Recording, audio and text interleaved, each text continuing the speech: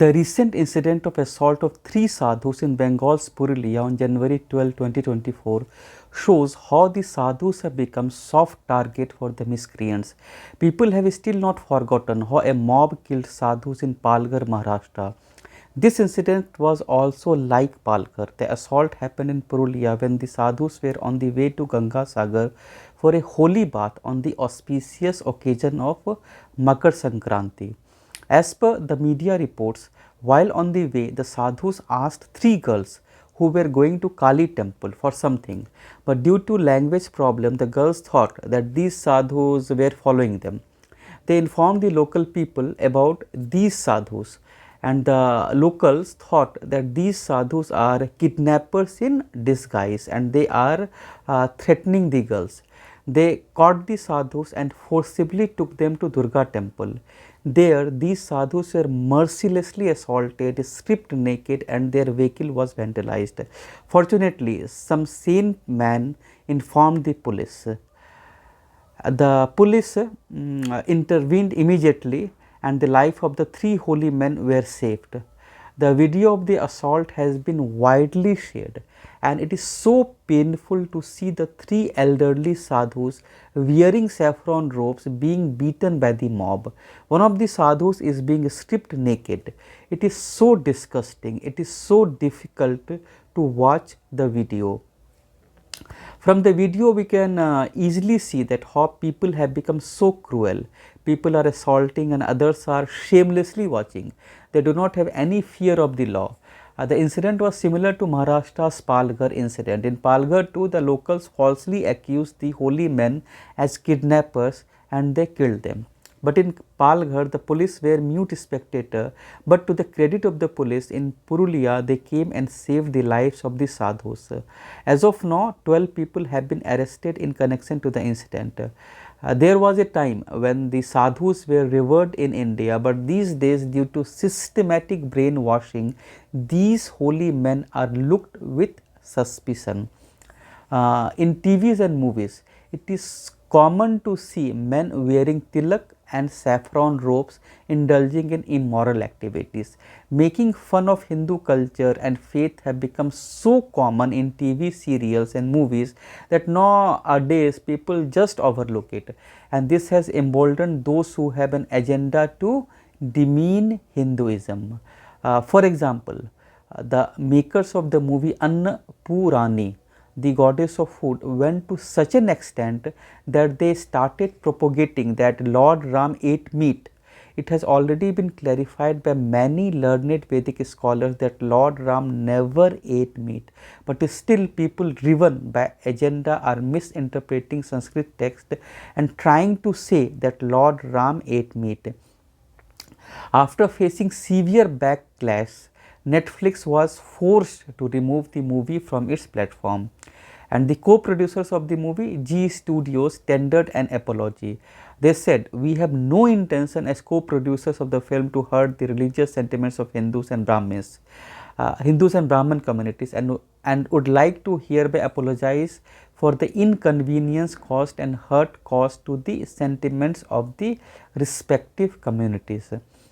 But while making the movie, did the writer, director, actor, producer not think that they are playing with the sentiments of the Hindus, or was it just an experiment to test to what extent they can go to hurt the sentiments of the Hindus? Also, the movie is now available on YouTube. So, will the makers of the movie remove the controversial content of the movie from YouTube too? Distorting the Vedic scriptures, playing with the sentiments of the Hindus should stop immediately. The government, whether at center or at state, should take cognizance of these instances and make sure that unsocial elements should not be allowed to disturb the harmony in the society. Now, if we turn the pages of history, we will find that the government earlier would be very careful in ensuring that the religious principles remained enforced. The righteous rulers would consider the holy men who would dedicate their lives in the service of God as a valuable asset to the society. These men of God were protected and nicely cared. Even the Supreme Lord expects us to live as per the quotes given in the Shastra. So he appear again and again to educate us about this. Lord Krishna in Bhagavad Gita tells us why he comes to this world. He says, Yada yada hi dharmasya glanirbhavati bharata abhyutthanam adharmasya tadatmanam srijamiham. It means whenever and wherever there is a decline in religious practice, O descendant of Bharata, and a predominant rise of irreligion, at that time I descend myself. These are the words of Krishna. Further he says, Paritranaya sadhuna vinasaya cha duskritam dharma samsthapanarthaya sambhavami yuge yuge. To deliver the pious and to annihilate the miscreants as well as to re-establish the principles of religion, I myself appear millennium after millennium. So the Supreme Personality of Godhead, Krishna, appears in this world to protect the righteous, punish the unrighteous, and to establish religious principle. So this is why when Arjun was not willing to fight the war, then Krishna insisted that being a warrior, it is his duty to protect those who are on the path of dharma. It is his responsibility, that is, it is Arjuna's responsibility to punish the evil. And Srimad Bhagavatam, we find that Maharaj Parikshit, he followed the path of his grandfather Arjun. As a king, he would punish those who would commit any crime, and his mission was to make sure that every citizen is living as per the injunctions of the scriptures. Maharaj Parikshit explicates the duties of a king, or we can say ruler in present context. So he says, the king's good name, duration of life and good rebirth vanish when all kinds of living beings are terrified by miscreants in his kingdom. It is certainly the prime duty of the king to subdue first the sufferings of those who suffer. Again he says, whoever causes offenseless living beings to suffer must fear me anywhere and everywhere in the world.